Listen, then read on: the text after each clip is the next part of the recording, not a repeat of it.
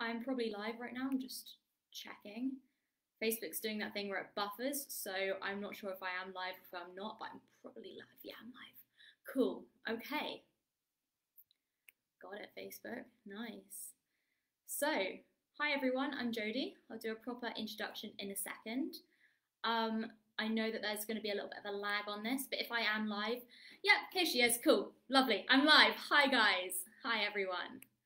Right, so I am actually going to be talking off more of a prompt today, which is not how I would normally talk, those who know me, but I'll explain why in a second.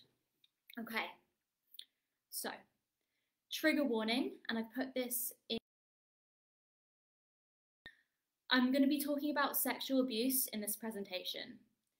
If you need somebody to talk to after this, I have a list of organisations at the end of the presentation, and I've posted them in the video comments too. So, hi everyone. I have to warn you that when Ruby asked me a few days ago if I wanted to talk, I thought she meant have a little catch-up chat. And then she sent over times and added me to this group with like 2,000 people in, and I kind of went, oh damn. But I am so grateful that she asked me, and I freaking love that woman. She's crazy, and she's the best kind of crazy. So hi everyone, my name is Jodie Forbes.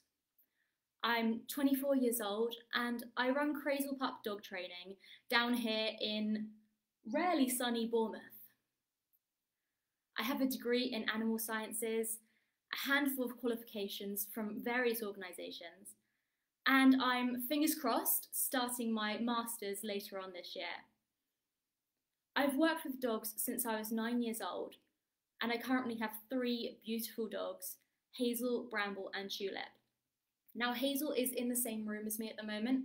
I have to warn you, she's 15 years old and she's going a little bit, you know. So if she starts crying, I will have to kind of break for a second and take her out for a wee. Otherwise my carpet will pay for it.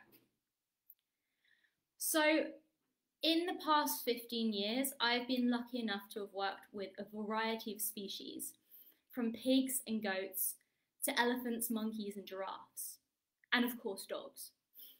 I've worked in vets, zoos, theme parks, kennels, pet shops, and now of course in training and behaviour. My own dogs have won multiple first places at crafts, in agility, freestyle to music and grooming. They've performed on stage, they've been on TV and have worked for some big brands. So why on earth am I talking about safeguarding and not any of this stuff? Well, I don't want to overstate my importance in what I will be talking about. I'm not a qualified professional. I'm just a person who has experienced this and knows far too many other people who have experienced this. And I'm sick to death of having to go through it or hear about it. I could very easily have spoken about dog sports or trick training or cooperative care, which I could talk about freely. These are the areas that I specialise in. But Ruby gave me this amazing platform to speak to lots of people about something so close to my heart. And although it was kind of sprung on me, thanks Ruby, and I wish I was more of a professional on this, I felt like I have to speak out. So you may notice, as I kind of mentioned before, this is more heavily notes-based than my usual presentations, which I tend to do more off the cuff. That's because I'm really keen not to say anything wrong. If I do say anything wrong, I know that I have a few people who are also watching this who are more professionals on this topic than I am, and I'm sure they will be there just to kind of put the record straight and give you the correct information. This presentation is women specific. Assault, harassment and abuse is not just stuff that happens to women, which is really important to understand. And it isn't always caused by men either. However, during this, I'm talking about my own experiences as a woman, as a woman. Men, please don't stop watching, I urge you. I shouldn't have to say this, but I'm not anti-men. This is not an attack on men, but a response to the attack that certain men have imposed upon women. If men watching this agree with me, then that is amazing. If you're feeling uncomfortable and see symmetry with what I say and your own actions, this is your chance to reflect and change your behaviour. Now, before I start, here are some things that you need to know about me. So no matter who they are, no matter my personal feelings towards the person, if a woman alleges sexual mistreatment, I will listen. Even if the man she accuses is popular, influential, or powerful. And even if he's a friend of mine or my partner. Right, so with that over and done with, what is safeguarding? So the definition of safeguarding is the act of keeping people safe from harm. That's protecting people's rights to living free from violation or abuse. And why is this relevant to the pet professional world? Well, if you'd asked me a few years ago why this would be relevant to the pet professional world, I would throw my hands up and say I have no idea. Horribly, in the past year, I have been made aware of close to 100, if not more, cases of sexual harassment, assault, and rape within the dog world alone. Many of these incidents were done by the same people, and several of these people are now being investigated by the police. It's really important to note that this is not a pet professional specific problem. It occurs everywhere. However, in 2006, a pet dog training organisation revealed that 80% of its members were female. Other training organisations yield similar results to this, 85%, 89%. It seems between 80 and 90% of pet dog trainers within these organisations are female. Now, the reason for this gap could be a variety of reasons. Generally, women are viewed as more empathetic. There have been some studies to back this up, but we all know that this is not always the case. There's also the old-fashioned patriarchal view that males need a higher paying job. Now, as pet professionals, we probably all know that being a pet professional isn't necessarily the best paid job in the world, so that can contribute. Regardless, the fact remains there are far more women than men. And unfortunately, just like any female-dominated profession, this can attract predators. There's a huge selection of women and girls to choose from. Anecdotally, I have noticed that some males are able to get away with doing and saying things that are inappropriate. And the novelty of having a male dog trainer friend or partner can allow us to look past these things. Now, not everyone may have had this experience, and it certainly doesn't apply to every male, but it's definitely something I've noticed. Because men in the industry are almost a valued resource, which in of itself is problematic, some have the potential to manipulate and use women as commodities without the same backlash that we would see in more balanced demographic communities. All of this coupled with the perception that if a woman backs off, there are plenty more to choose from. Because as those statistics have shown, there's usually about 4 women to 1 man. Unfortunately, additionally, in the dog training and sports world, I have seen I've not personally experienced it, so it isn't happening mentality. And I understand that. I really do. The idea that the world we love and often use as an escape from reality might be corrupted is horrible. It doesn't bear thinking about. Because we let our kids run around unaccompanied at agility shows. Women travel across the country alone for training days.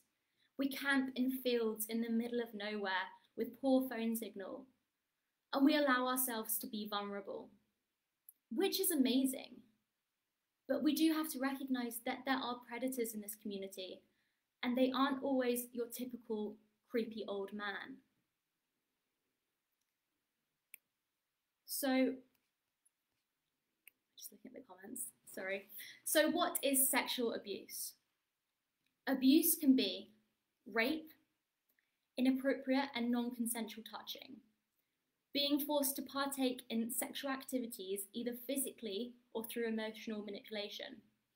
And it can also be an adult grooming somebody under the age of 16, sending and requesting sexual images, and misuse of a position of power, i.e. being a trainer, to obtain sexual gratification. If it isn't abuse, is it harassment? So I know a lot of people watching are women, and I'm sure a lot of you can attest to this. 41% of women between the age of 18 and 36 have received non-consensual indecent images. If you've received 2 or more of these images of this type from a person and it causes you distress, that is harassment. It can also be against the law to send messages of an offensive, indecent, or obscene character. So men, if you're watching, before you send that dick pic, make sure the woman actually wants to see the image. And here's a pointer: most women don't. Inappropriate sexual comments, jokes, or gestures is harassment. This is often excused as being banter, and that women who are offended are just simply too sensitive. That's not true. You're not being too sensitive if you're offended by this. Spreading sexual rumours is harassment. So is staring or leering inappropriately, sending unwanted sexual messages, offering rewards in return for sexual favours. So one that I've heard before, which made me feel sick to my stomach, was, "You'll do well at the next show that I judge if you send me a picture." Somebody exposing themselves to you or masturbating in front of you without consent, somebody pressuring you to do things that you don't want to do, that is harassment. I personally know of a few young women who've had male trainers at their house for one-to-one training, so in their personal space, and have been left feeling very violated by sexual innuendo and leering. If you're visiting someone's house professionally, it is paramount that you remain professional, no matter how pretty the client is. Similarly, I know female dog trainers who have attended home one-to-ones and have been subject to inappropriate advances by clients. Now, 1 in 4 women in the UK has survived sexual harassment, abuse, or rape, and a huge as they go unreported. In the dog world, I would wager it could be even higher than that. Why? Because a large proportion of people in this industry have turned to animals because they lost faith in humans, and studies have backed this up. People who have lived with emotional disturbances and trauma often have a strong human-animal bond. So my interest in dogs was increased because I was bullied at school. If anyone here watching this became more heavily involved in dogs because they had witnessed or had been subject to human mistreatment, and you're comfortable doing so, type the word "me" in the comments. I think at the end we'll be quite surprised at the number of people who do so.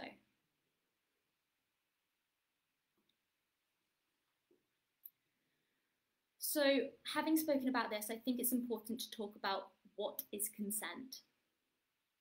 As dog trainers, we talk about consent in terms of cooperative care and start button behaviours a lot. Consent should be clear, coherent, willing, and ongoing. That's why a clear start button behaviour is so important when building trust in cooperative husbandry for our pets. It's also why just luring our dogs with the best treats in the world to be brushed isn't always the best way of teaching this, because we're working with coercion and conflict of interests. And just because my dog was happy with me brushing her yesterday, it doesn't automatically mean she's okay with me doing it today.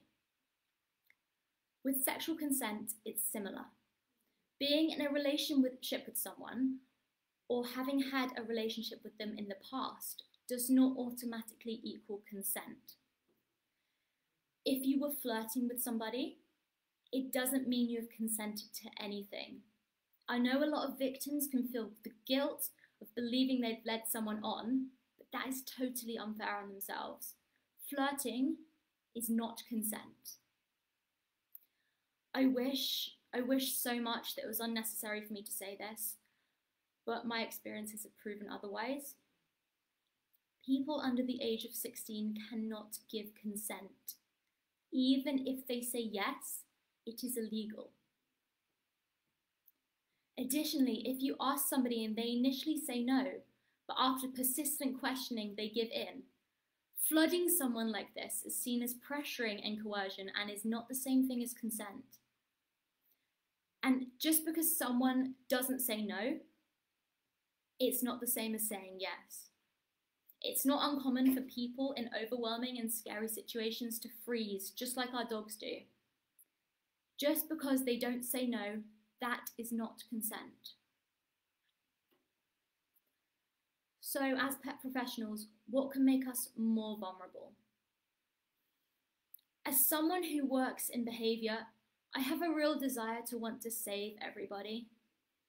Paired with my understanding of behaviour and behaviour modification, I feel like I recognise why people act the way they do a lot of the time. I imagine lots of people will relate to this. You see a person is troubled and you want to help, just as we see dogs with behaviour problems and we want to help.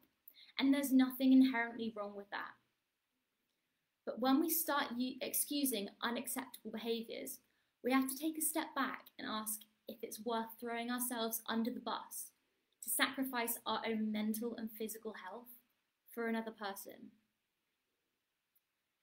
The way I see it, I have a reactive dog called Tulip, who I mentioned before. Now, Tulip doesn't like kids because they scare her. I don't blame her. Now, if Tulip ran off and attacked a child, I could explain that it occurred because of her anxiety. Does that excuse it? Does the explanation alone heal the puncture wounds, the bruises, the emotional trauma that that child experienced? Understanding a person may have their demons, be it mental health related, due to experiences or otherwise, may help explain why they treat others in a poor way. But that explanation alone doesn't heal the wounds they inflict. It doesn't excuse them damaging others, both physically or emotionally. And if you're being damaged by somebody like this, it may be time for you to step away and protect yourself. And it's so hard for me to say this because I want to believe so much that everybody is good and everyone wants to do good to others. I want to desperately help people because I know firsthand that being in a dark place can make you behave more irrationally. I always believed that not being there for people would mean that I'm being selfish or I'm being uncaring. But sometimes it's not that simple, especially when their behaviour is at your expense. Now, some of these damaging people might be helped by human behaviourists, such as counselling or therapy, and some may need medical intervention. Sometimes these things can help majorly. Sadly, sometimes they don't. Or maybe the person won't take the help that they so desperately need. And that's when you have to learn that you can't save everybody. What else? Being a dog trainer can be quite isolating and lonely. I can't speak for others, but growing up, I yearned for a group of friends to be dog nerdy with. I dreamt of marrying a dog trainer, setting up a business together, being a power couple and living out that fantasy. So when certain males in the dog industry began showing interest in me, I soaked it up. I was so desperate for that fantasy to be a reality that I rejected my gut feelings that in other situations I'd pay a lot more attention to. Setting up a business together is such a beautiful idea. Unfortunately, when you have these ideas and expectations, it can allow you to lose perspective. Just because people have dog training in common, it doesn't always mean that they are a match or they hold the same morals and beliefs. That financial and business tie can open you up to being controlled or mistreated and can prevent you from walking away when you see those red flags. Having a joint business can be okay, but never sacrifice who you are or your independence for somebody else. You are your own identity, and being codependent is a trap that is so hard to escape from. Similarly, co-owning a dog with a person could be that tie that holds you back from leaving an unhealthy or potentially damaging relationship. That is not to say don't co-own dogs with your partner, but it's important to think thoroughly about the decision and consider options should you break up before you jump in and get that dog. So I'm just very quickly going to have a look at the comment. Yeah, lots of me's there. God. Okay. So what if it isn't illegal?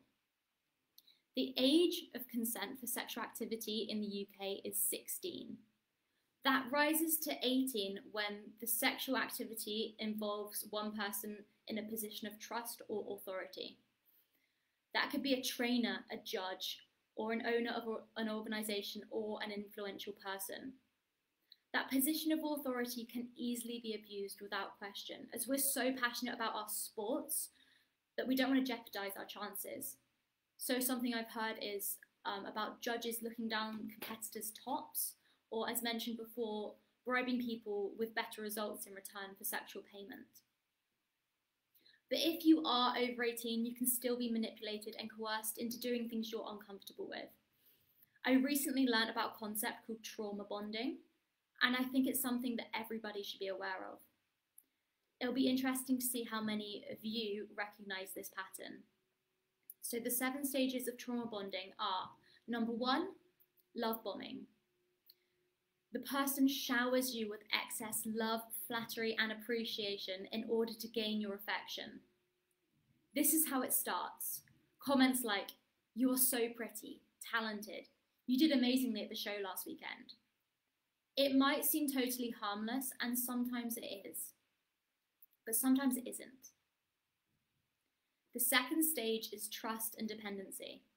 They try to do everything in their power to win your trust and make you dependent on them heavily for love and validation. The third step is criticism. They gradually start criticizing you. They blame you for things and become more demanding. Number 4 is gaslighting. When things go wrong and they tell you that it's your fault. They make you doubt your own perceptions and manipulate you into believing their narrative. Gaslighting bends your reality and is very traumatic. It's a form of psychological abuse whereby the gaslighter convinces the person that they are wrong, causing them to question their own sanity. The victim is constantly. The term gaslighting derives from the 1938 play called Gaslight, in which a husband manipulates his wife into thinking she has a mental illness by dimming their gas-fueled lights and telling her that she's hallucinating. Now, as somebody who has personally experienced gaslighting, it's so dehumanizing, and it's really, really scary to not be able to trust your own version of reality. The fifth step is resigning to control. You no longer know what to believe, but your only way of experiencing the initial good feelings of step number 1 is by giving in and doing things their way. And that leads to step 6, which is loss of self. When you fight back, things get worse. You settle for anything to have some peace and make the fight stop. This is when you lose all confidence. Then number 7 is addiction. So people who work in behaviour might be able to recognise this a little bit more. You get addicted to the highs and the lows. Your body is on a constant cortisol high and craves that dopamine. This creates a cycle of dependency that feels a lot like drug addiction, which makes it so difficult to leave. If you do leave, your body will crave that person's attention and try to convince you to return to them. So, if you're over 18, but you feel like somebody is using their power to manipulate you into doing things that you're uncomfortable with, please report it to regulatory bodies that are applicable if you feel comfortable doing so. That can be training organisations that this person is working under. It can be the Kennel Club, and it can be UK Agility. Now, UK Agility is an agility specific one, but I know from experience that they are brilliant with dealing with things like this. I also urge people who run these organisations to have safeguarding measures in place and to take reports extremely seriously. The dog world can be very cliquey, and you may lose friends if you cut ties with a manipulator, but I promise you that the long-term you will be far better off without them. Your well-being is far more important than what somebody with lots of followers thinks of you. In the same note, if somebody warns you about a person, listen to their concerns. If your friends or family are worried about how you're being treated, try to see it from their perspective. If somebody you cared about a lot was being treated in the way you're being treated, what would you say to them? How would you feel? And how do we change this? Well, firstly, we absolutely need to get rid of the "he may have done bad things, but he's a good dog trainer" mindset. If his actions have negatively affected girls and women, no matter how great he is at dog training, stop supporting him and giving him a platform. He may be an excellent speaker. He may represent the country in sports. He may have had thousands of followers on social media. It still doesn't excuse it.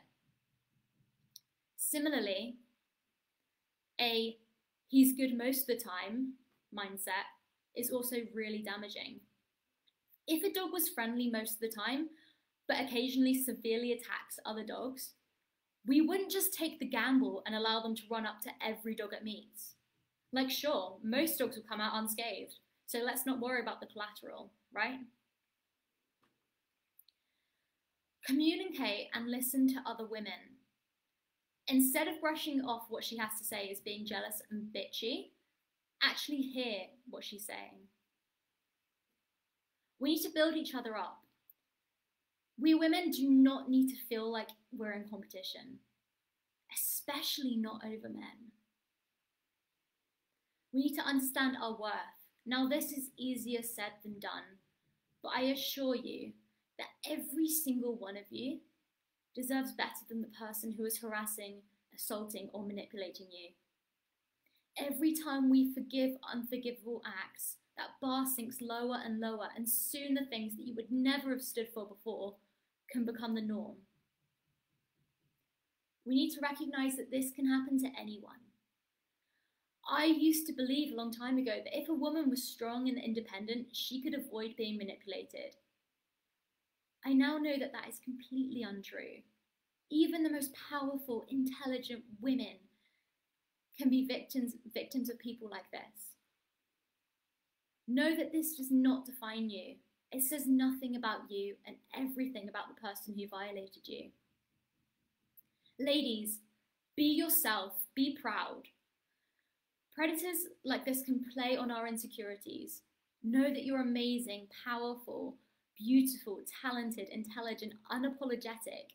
You are so worthy of the best possible treatment. Let's look at Ruby, for example. She is so herself and so unapologetic about that, and she's put all of this together. She's amazing. We need to change the perception of women in the dog training industry. So who remembers that business coach last year who said that female dog trainers need to tone down the sexy if they want to be taken seriously? That sort of behaviour is appalling. Dog training organisations need to strive to have the best responses and resources in place to deal with these reports of misconduct. No trainer should be left alone in a one-to-one capacity with people under the age of 18. I believe that should also be, or I believe it may be appropriate to extend that to any vulnerable person, especially within the assistance dog profession. Those who work with children should be DBS checked as a minimum. Organisations, especially large bodies or organisations that work primarily with young and vulnerable people, should provide safeguarding and good practice training to members. Organisations such as the Young Kennel Club should provide more awareness where appropriate to both young people and their parents. Self-employed trainers should have a written policy about inappropriate behaviours that is accessible to all clients through paperwork or on their website. And please, please, we need to stop with the phrase, "I haven't experienced it, so it doesn't exist." We need to stop that mindset. So the men that are watching, if there are any men watching, what can you do? Actively support women. Speak out against sexual misconduct. If you see inappropriate behaviour from your male friends and peers, let them know that it's unacceptable. Understand that there is still often a difference between the way men and women are treated in this industry, be that by clients or by other pet professionals. When I've attended shows, seminars and training days with male friends, it's often them that conversation is directed at. Often them who gets the handshakes and the smiles. Even something as small and perhaps unnoticeable as this reaffirms to some people in the industry that men are still valued more highly than women. And they might not even notice they're doing this a lot of the time. Try to put yourselves in the shoes of the women you're considering pursuing.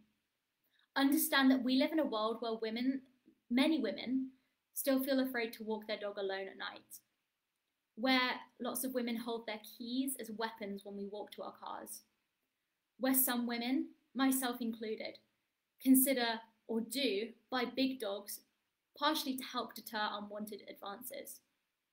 We have all of this drilled into us from a young age. Be wary of men. Please do not perpetuate the notion that men are something to be feared, because even something as seemingly harmless as messaging of sexual nature can be scary for us. Think thoroughly before you act. Right, so I've experienced abuse. What do I do? If one girl or woman alleges something to the police without hard evidence, it can be difficult to press charges. If many people who have experienced sexual abuse report the person, things will be taken more seriously. Some names that people have told me of men in the dog world have come up independently far too often for it just to be a coincidence. Now, I can't make you do anything, and this must be treated sensitively. But if you believe what happened to you was illegal, when you're ready, please do go to the police. Because it might not just be you who has reported this person, and our voices together are so powerful. However, if you don't think you'll ever be ready to go to the police, that is okay too. I understand that for some people, reliving that trauma will be too much. What if it wasn't illegal? Tell others about your concerns. Safely remove this person from your life where possible. Where you can or feel able to, warn others truthfully and factually about your experiences so they can avoid the same happening to them. And try not to start a social media storm. As unfair as it is, this can lead to you being prosecuted, and it could damage any existing police investigations. But it's really, really important that you speak to people regardless. You may feel ashamed or embarrassed, but you are a survivor. If you don't have a friend or family member to talk to, there are the following charities: the Survivors Trust, Rape Crisis UK, Victim Focus, Women's Aid, Victim Support, Samaritans, and Mind. If you believe what happened was illegal, you can call 101 or 999 if it's an emergency. Right, thank you all so much for listening, and I hope that you never need to know this information, but I think it's so important that we are all made aware of it. And it's time that these issues are fully confronted in the pet professional industry. Before I go, I'd like to thank Maya Rose, Ben Rochford, Kath Pickles, and Chloe Fuller, among others, for helping me to put this talk together, because like I said, I'm not the most knowledgeable on this kind of thing, so I really appreciate everyone's input.